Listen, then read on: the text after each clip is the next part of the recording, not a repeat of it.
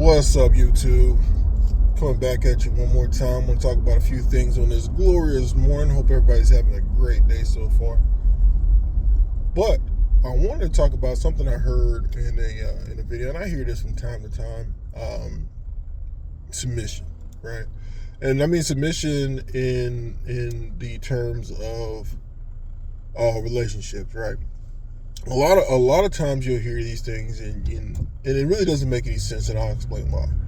But before we get started, guys, if you could do me a favor, hit that like and subscribe button, and comment down below if you agree, if you don't disagree, and tell me why you do or you don't. Any interaction helps me grow the channel. But anyway, let's dive into it. Right. So I heard, it was talking about there was a video talking about. If a man makes a certain amount of money, then, a woman would find it easily to submit, right? So basically, there's terms and conditions to her agreement and submission, right? So, and I find that funny because and they probably said it before, I don't know if you guys ever heard that, but what if men had terms and conditions to their manhood, right? So, because basically you're putting terms and conditions on your femininity. What if I put terms and conditions on my masculinity? It would sound crazy, right? Like, what if I said to you, well, let's say you meet a guy and, he's like, well, I'll stop being feminine when a feminine person shows up because there's no femininity in my life, so I'll just be feminine until a real feminine woman shows up. Then I can relinquish my femininity and I can start to be masculine. You would look at him like he's nuts, right? But it's okay when a woman says, I have to be masculine until I can find a man who can, control me. That's another thing. Like, what man wants to wrest control from you? Like, if I gotta fight you for control, I'm gonna just let you go. Because what I am looking for when I go into a relationship is someone who's already feminine, right? I'm looking for someone who adds to who I am. And women have this idea that when they meet the right man, then they can relinquish those tools. But why would the right man be attracted to someone who's displaying masculine traits? He's already masculine enough. And, am I going to know from across the room and I see your masculine behavior? Let's say you walk into a place, right? And whether it be a lounge or whatever activity, I see you out and about. And from what I see from you, it's masculine, right? Let's say what I'm seeing is masculine. Why then, from that particular scenario, would I say, oh, let me go change this woman's life because obviously she's only being masculine because of circumstances? That sounds crazy. Like, there should not be terms and conditions to you being a different person. That sounds wild. Like, there should be, you guys are looking at it like it should be an instruction booklet that comes along with you. If I want outcome A, I must do X, Y, Z. Why would a man do that? That doesn't make any sense. And I think that more and more you find women who are single saying this because they think that, well, this is why I'm single. But there are guys that come across you in your field and they're like, well, they would never really want to date you, take you seriously because you display these masculine traits. A lot of men who are really going after it in life, really, really going to get it, would rather, especially if they're on that climb up, right? They're making the money, they're grinding, they're putting in the work. They would rather deal with someone who may be less attractive, but is more supportive and more willing to get with the program, right? Because the last thing that man needs in his life is someone who fights him when he's fighting to win right now. Like, if I'm out at my job and I'm out here trying to conquer the world, right? Why would I then want to come home and conquer my woman? That would, to me, seems as if it would be a nightmare to deal with, right? I'm fighting at work all day, and I mean not necessarily beefing with anybody at work, but just saying I'm chasing clients. I'm overcoming objections. I'm really going after it. I'm even putting in extra hours to make sure I get the bag. Right? When I come home, I don't want to fight you too. I don't want to convince you that I'm in your best interest. I don't want to convince you on a plan of action. I want to be able to come home to peace and rest, right? I need someone who's supportive to my mission and my dream. And if you can't be that, like people be like, well, we could be bosses together. No, we can't. No, we can't. We can't be bosses together. Now you can boss up in other areas, but we can't be bosses together,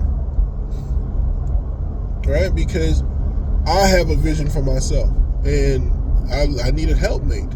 I don't need another boss in the house because your vision may be different from my vision.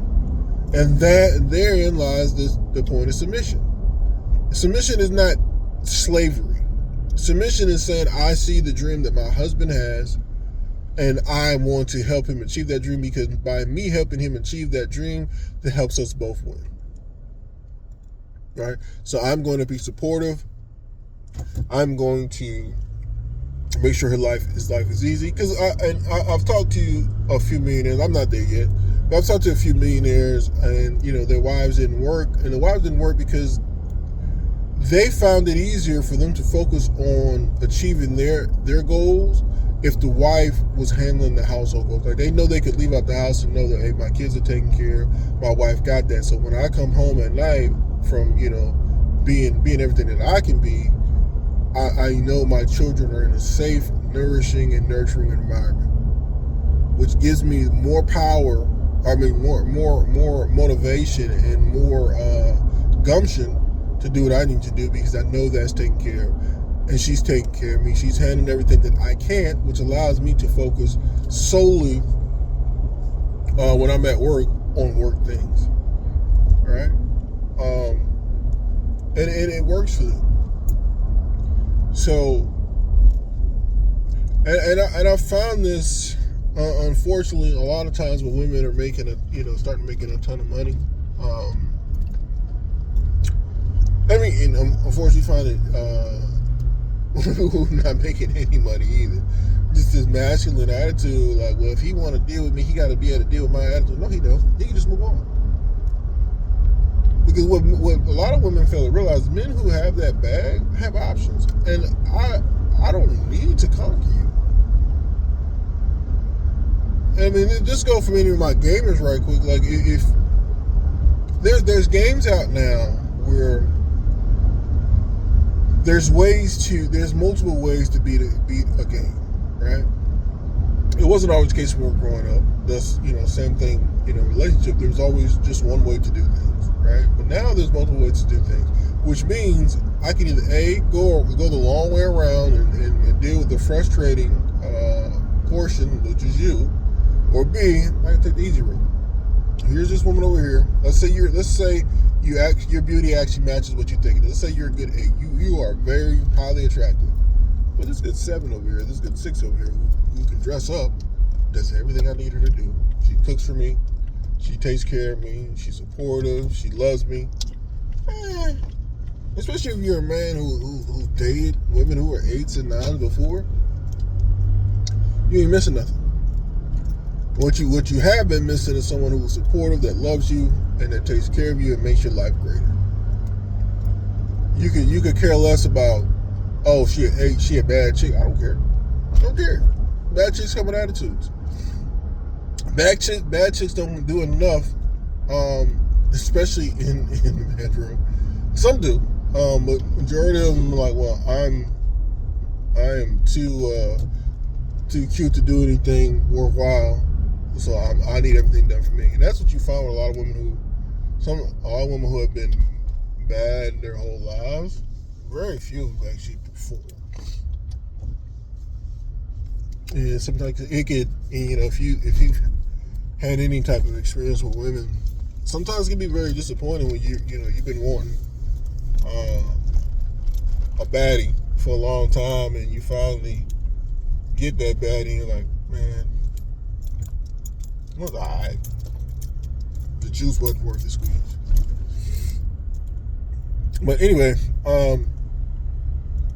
So with a man who's had, has resources, who's has options, who's had these things for such a long time, he can move on and not have love lost. And I've seen that in a lot of corporate rooms. I meet I go to these corporate parties, whether it be holiday parties or not, you start meeting men's wives and stuff. And these men are really high powered guys. Like, you would think that, okay, well, this person got all this money, got all this clout, they got all these things going for them. You think, okay, they finna pull a batting, and some do. I'm not gonna say some of them don't, and even some of them who've had wives for a long time, their wives still look good, but they're not as fine as you would think they would be, right? And I'm not saying it as a dismissal, like they're not, but they're well manicured, they present well, and they're all about making their husband's image glow up. Like they're very refined women, right? And I think that honestly, that's more important. Sometimes it's better to have a cute, refined woman, like you can see the attraction, like the way she carries herself, the things she does, than to have some of these baddies that's just gonna give you a headache. Like, yeah, she's bad, but she's all she represents to you is a bill. She's not soft. She's not feminine. She's just a bill. And as far as she's concerned, the world revolves around her. All right.